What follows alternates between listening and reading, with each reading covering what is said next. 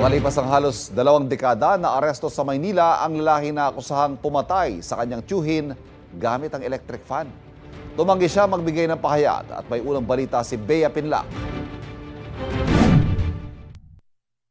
Natuldukan na ang 17 taong pagtatago umano ng 49 anyos na lalaking ito nang arestuhin siya sa mismong bahay niya sa Tondo, Maynila dahil sa umano'y pagpatay sa nakaaway niyang tiyuhin noong 2007.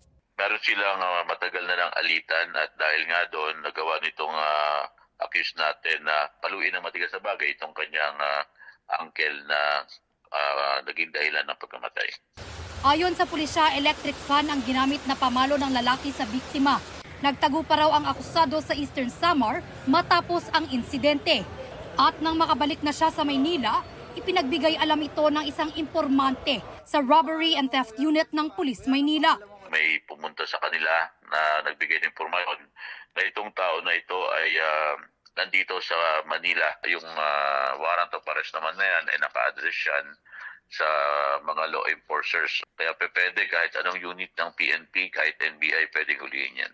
Sinubukan ng GMA Integrated News na kunin ang panig ng akusado pero